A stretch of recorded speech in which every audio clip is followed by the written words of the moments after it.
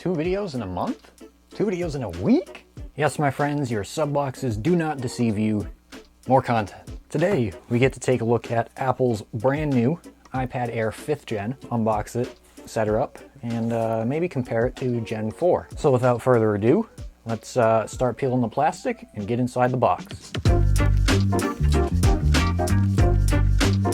Now yes, I did say the plastic. Apple has not committed to their eco-friendly packaging on the iPad Air. Not this time around, at least. So we do have our little plastic pull tab that never actually works. But yeah, we have iPad Air 5th Gen, Wi-Fi only, 64 gigs, in the new blue color. Actually, do they have a specific name for this? No, it's just blue. So let's get her opened up. Box is a little stiff. Oh, here it comes.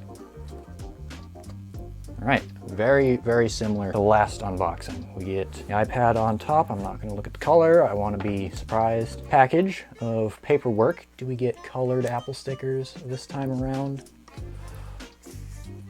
We do not. Don't buy it. It's not worth it. It's not, I wasted $600 something. Well, I hope you guys enjoyed the video. If you did, be sure to leave it. No, we're not. Nope. Spent that much money. I'm finishing this video. We get our USB-C 20-watt power brick. We also get 1 meter USB-C cable. Yes, Mom. I said meter. Yeah, I use metric because that's what Apple uses. This is 3 feet 3 inches or 1 meter. She always jumps on me. 2 meters, 1 meter. No one uses meters. Unfortunately, the entire planet but the United States uses meters. So typical USB-C to USB-C, nothing fancy. It's not braided. Should be good enough to get you charged and transfer some data potentially. And that is it. So now we get to peel the iPad. I'm not gonna look, so tell me how I'm doing. Let me know in the comments. Am I doing good? Am I doing it good? Is everything okay? Did I get the right color? Well, I think that's as far as it goes. I don't want to scratch the screen. I don't want to scratch it. I want to let you guys see it first. I'm not looking. And now I am. Ooh, I like it. Nah, can't quite capture it. Like maybe there, that's pretty close, but I like that. Sounds like there's something loose in here. Okay, well, let's turn it on. Let's hope it turns on, and hopefully that potentially loose object is not important.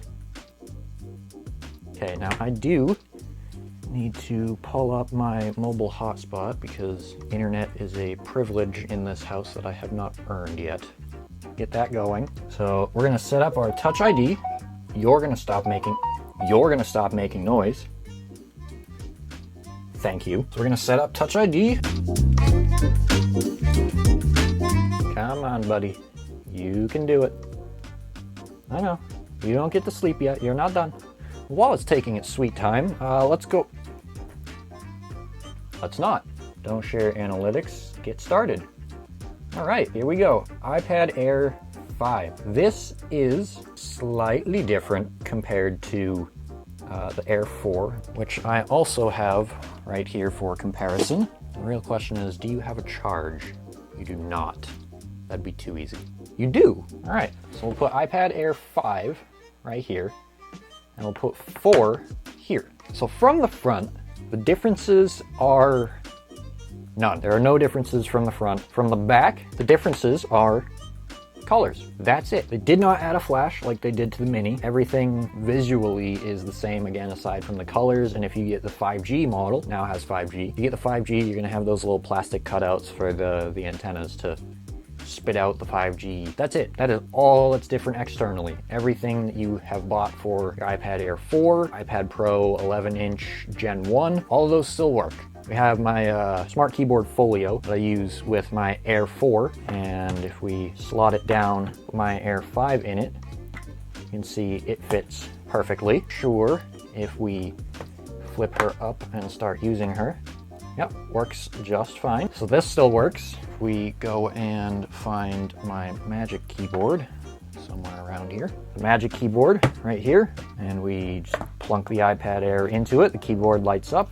You can see on the screen, we got the cursor going around. Everything works, including Apple Pencil 2. We just tilt this a little bit so you can see it. Drop it on the top. It will pair, and we should, yep, everything works. Where things change are inside. Inside this thing, we have M1 chip. Now, to my knowledge, it is only the base non-binned M1. We have 4 and 4 cores with 8-core GPU, and I believe 8 gigs of RAM. I think 16's only for the pros. But you still have the same full-fat M1 that's in the MacBook Air, the MacBook Pro, the Mac Mini, the iMac, and the iPad Pro. So this thing is absolutely stupid on power. I don't think really anyone buying an iPad Air is really going to be able to fully take advantage of it. I'm sure as hell going to try to, but I'm not sure what the move here was. You know how we thought the M1 in the iPad Pro was weird? Yeah, that was like super normal. Like, oh yeah, of